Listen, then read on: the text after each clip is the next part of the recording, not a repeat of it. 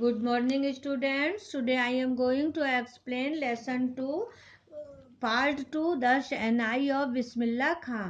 इससे पहले के वीडियोस में हमने आप लोग को पार्ट 1 पढ़ाया था। आज हम आपको पार्ट 2 पढ़ा रहे हैं जिसमें बिस्मिल्लाह खान की शहनाई की बात की गई है। तो आप लोगों ने सुना होगा कि बिस्मिल्लाह खान एक शहनाई वादक है और जो बिस्मिल्लाह खान की शहनाई इसमें कहानी का शीर्षक है। तो हम इसको स्टार्ट करते हैं। Emperor Aurangzeb band the playing of A musical instrument called pungi in the royal residence, for it had a shrill unpleasant sound. Pungi became the generic name for reeded noise makers. Few had thought that it would one day be revived. A barber of a family of professional musicians who had access to the royal palace decided to improve the tonal quality of the pungi. He chose a pipe with a natural hollow stem that was longer and broader than the pungi and made 7 holes on the body of the pipe. When he played on it, closing the opening, some of these holes, soft and melodious sound were produced. सम्राट औरंगजेब ने पुंगी नामक एक वाद्य यंत्र शाही निवास में प्रतिबंधित कर दिया था क्योंकि वह तीखी, चुभती और कर्कश ध्वनि करती थी। तंतु द्वारा शोर करने वाला वाद्यों का नाम था। कुछ ही लोगों ने सोचा था कि एक दिन वह पुनर्जीवित हो जाएगा।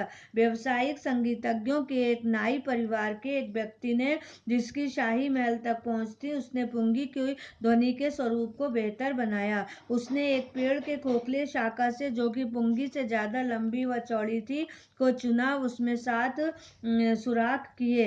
तब जब उसने कुछ सुरागों को बंद व खोलकर उसको बजाया तो कोमल और मधुर संगीत उत्पन्न हुआ। He played the instrument before royalty and everyone was impressed. The instrument, so different from the pungi, had to be given a new name. As the story goes, since it was first played in the Shah's chambers and was played by a nai barber, the instrument was named the Shehnai. उसने उस वाद्य को शाही महल में बजाया तो प्रत्येक व्यक्ति प्रभावित हुआ। वह वाद्य पुंगी से इतना भिन्न था कि उसे एक नया नाम दिया गया। जैसे कि कहानी चलती है, चूंकि वह पहली बार शाही कक्ष में एक नाई द्वारा बजाया गया तो उसका शहनाई नाम रखा गया। The sound of the Shehnai began to be considered auspicious, and for this reason it is still played in temples and is an indispensable component of any North Indian wedding. In the past, the Shehnai was part of the Naubat, or traditional ensemble of 9 instruments found at royal courts. Till recently, it was used only in temples and weddings. The credit for bringing this instrument on to the classical stage goes to Ustad Bismillah Khan.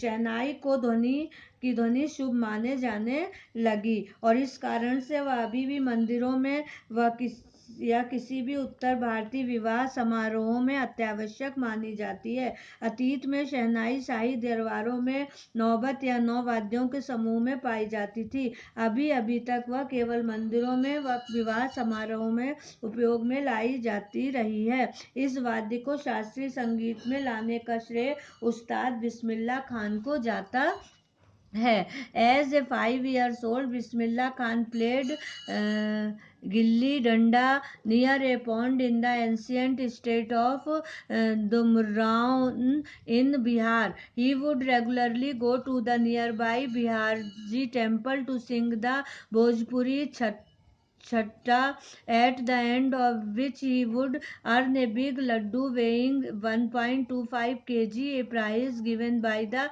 local Maharaja. This happened 80 years ago, and the little boy has travelled far to earn the highest civilian award in India, the Bharat Ratna.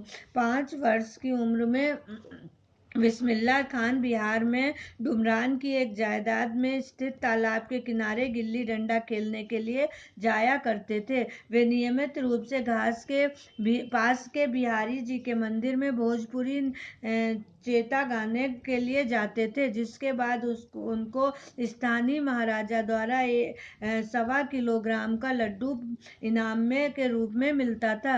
यह 80 वर्ष पूर्व की घटना थी और बालक भारत के सर्वोच्च नागरिक सम्मान भारत रत्न प्राप्त करने के लिए की यात्रा पर चला था। Born on 21 March 1960, Bismillah belongs to a well-known family of musicians from Bihar. His grandfather Rasul Baksh Khan was the Shehnai Nawaz of the Bhojpur King's Courts. His father Paigambar Baksh and other paternal ancestors were also great Shehnai players. युवा